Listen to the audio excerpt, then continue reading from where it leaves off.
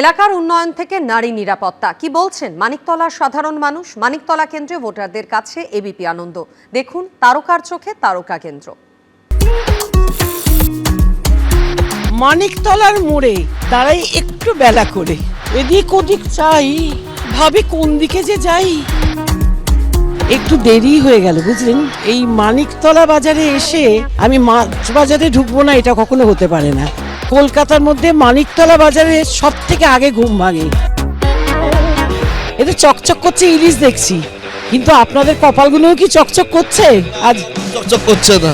মাছের যা দাম, তাদের সাধারণ ক্রেতা কিনতে পারছে না। এই রকম চড়া দাম হবার কারণটা কি? মাছের যোগান কম, প্রথম কথা। কিরকম দাম? 1 কিলো সাইজ 1500 টাকা কেজি।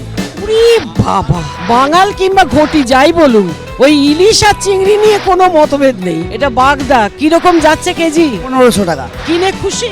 একদম একদম, এর মতো মাছের বাজার কোথাও নেই। দাম একটু ঝগড়া করতে হয়, ভালোবেসে যদি কিছু কম বেশি হয়ে যায়। যে ভেটকি মাছ 500 টাকা 550 টাকা ছিল, সেই ভেটকি মাছ এখন 650, 700, 750 টাকা গোটা। আমাদের এখানটা একটু পার্কিং এর সমস্যা আছে, যার জন্য কাস্টমার আসতে পারছে না। মাছের দামটার জন্য বাজারটা খুবই খারাপ যাচ্ছে। প্রাণ অষ্টাগত হচ্ছে, অসুবিধা কি হবে? মধ্যবিত্তদের পক্ষে সত্যি এটা একটু প্রবলেমে। আমাদের অ্যাকচুয়ালি আমাদের কাজ নেই, যার জন্যই মধ্যবিত্ত এফোর্ড করতে পারছে না।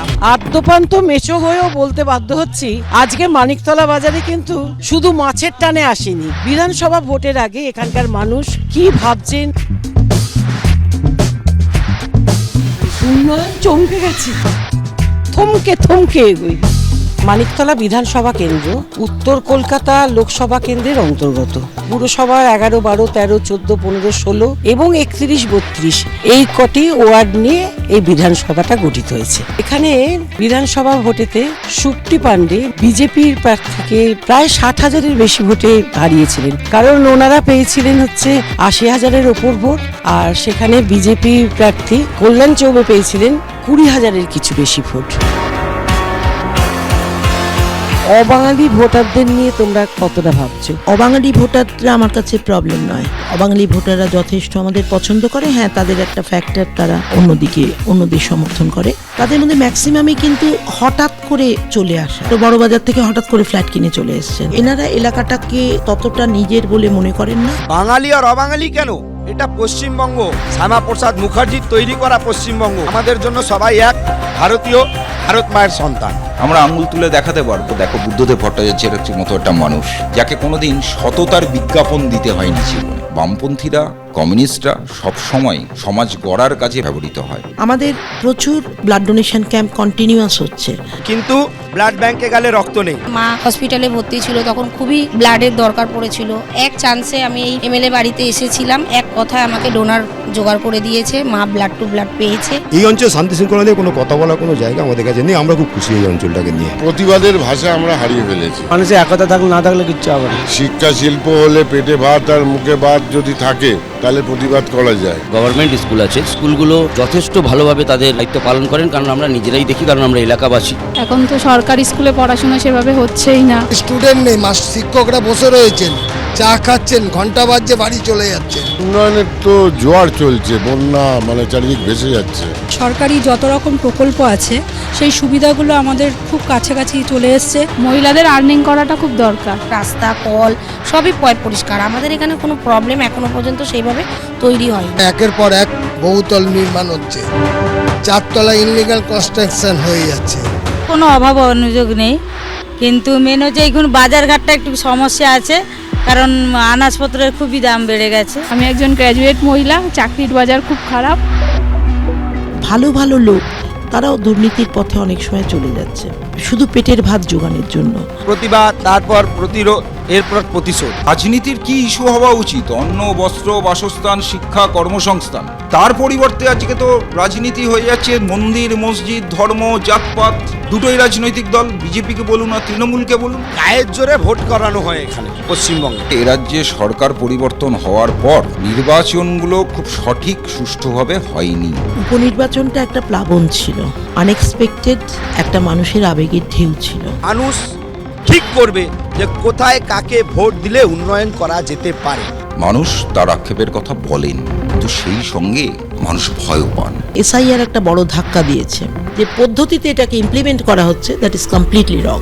SIR এসেই দেখিয়ে দিল যে তৃণমূল কিভাবে লিড নিয়েছে। ঢিল ছোড়া দূরত্বে আরজিকর, সেই আন্দোলনেই বোঝা গেছে যে মানুষ কাদের পক্ষে ছিল। সিপিআইএম এর যা মিছিল মিটিং এই সময় হচ্ছে, আরেকটা রাজনৈতিক দল দেখাতে পারবেন না পশ্চিমবাংলায় এতগুলো কর্মসূচি করছে। আমার ভোটাররা তো আমার পরিবার, বাই নেম আমি তাদের চিনি ম্যাক্সিমাম। কিছু হবে না, ভোট আসুক আর যাই আসুক, কিছু হবে না। দেখা যাক কি হয়, পুরো পশ্চিমবঙ্গের মানুষের উপর সবকিছু ডিপেন্ড করছে। মন তো বলছে আওয়া করবে। সকাল থেকে হাঁটতে হাঁটতে পৌঁছে গেলাম আজকে শেষ পর্যায়ে। অনেক মানুষের সঙ্গে কথা বললাম, অনেক জায়গায় গেলাম, সব কিছু শেষে এবার বাড়ি ফেরার পালা। দেখতে থাকবেন এবিপি আনন্দে, তারকার চোখে তারকা কেন্দ্র। 2019 সাল থেকে শুরু করে টানা 9 বছর বাজেট পেশ করে নজির গড়লেন নির্মলা সীতারামন। আর এই বছর 9তম বাজেট পেশ করে মোরারজি দেসাইয়ের একেবারে কাছাকাছি পৌঁছে গিয়েছেন তিনি। নজিরবিহীনভাবে স্বাধীন ভারতের ইতিহাসে এই প্রথমবার প্রথা ভেঙে রবিবার বাজেট পেশ করলেন অর্থমন্ত্রী। বাজেট পেশের দিন খোলা ছিল শেয়ার বাজার। To meet growing global demand, a few more steps are being taken. সাধারণ মানুষের জন্য কিচ্ছু করেনি। এই প্রথম রবিবার পেশ হলো কেন্দ্রীয় বাজেট। কয়েক মাস পরেই দেশের 5 রাজ্য কেন্দ্রশাসিত অঞ্চলে বিধানসভা নির্বাচন। তার আগে সাধারণ বাজেট পেশ করলেন কেন্দ্রীয় অর্থমন্ত্রী নির্মলা সীতারামন। এটা তৃতীয় মোদী সরকারের তৃতীয় পূর্ণাঙ্গ বাজেট, নির্মলা সীতারামনের 9ম বাজেট। শুরুটা যখন করেছিলেন তখন চুল কাঁচা ছিল, এখন পাকা। 2019 সাল থেকে শুরু করে টানা 9 বছর বাজেট পেশ করে নজির গড়লেন নির্মলা সীতারামন। বাজেট পেশের দৌড়ে মোরারজি দেসাইয়ের একেবারে কাছাকাছি পৌঁছে গেলেন তিনি। 2 দফায় অর্থমন্ত্রী থাকার সময় মোট 10টি বাজেট পেশ করেছিলেন মোরারজি দেসাই। এর মধ্যে 1959 থেকে 1964 সাল পর্যন্ত টানা 6 বার, যেগুলির 5টি ছিল পূর্ণাঙ্গ বাজেট এবং একটি অন্তর্বর্তী বাজেট। সেই সঙ্গে 9ম বার বাজেট পেশ করে নির্মলা সীতারামন ছাপিয়ে গেলেন অরুণ জেটলি, মনমোহন সিং, পি চিদম্বরম, যশবন্ত সিনহার মতো প্রাক্তন অর্থমন্ত্রীদের। এরা প্রত্যেকেই টানা 5 বার বাজেট পেশ করেছিলেন। নভেম্বরের মতো বাজেট পেশের সঙ্গে সঙ্গে স্বাধীন ভারতের ইতিহাসে এই প্রথমবার প্রথা ভেঙে রবিবারে বাজেট পেশ করলেন অর্থমন্ত্রী। নজিরবিহীনভাবে এদিন খোলা ছিল শেয়ার বাজার। বাজেট পেশের ইতিহাসে উল্লেখযোগ্য সাল ছিল 1999। তার কারণ তখন ফেব্রুয়ারি মাসের শেষ কাজের দিনে বাজেট পেশ করার নিয়ম ছিল। কিন্তু 1999 সালে 28শে ফেব্রুয়ারি পড়েছিল রবিবার, যে কারণে 28শে ফেব্রুয়ারির বদলে আগের দিন অর্থাৎ শনিবার বাজেট পেশ করেছিলেন অটল বিহারী বাজপেয়ী সরকারের অর্থমন্ত্রী যশবন্ত সিনহা। কিন্তু 2017 সালের পর থেকে 1 ফেব্রুয়ারি বাজেট পেশের প্রথা শুরু করেন মোদী সরকারের তৎকালীন অর্থমন্ত্রী অরুণ জেটলি। আর এবার প্রথমবার রবিবারে বাজেট পেশ করলেন নির্মলা সীতারামন। महिला वित्त मंत्री के रूप में निर्मला जी ने लगातार 9वीं बार देश का बजट प्रस्तुत करके नया रिकॉर्ड बनाया है। Totally garbage of lies, totally economy is derailed.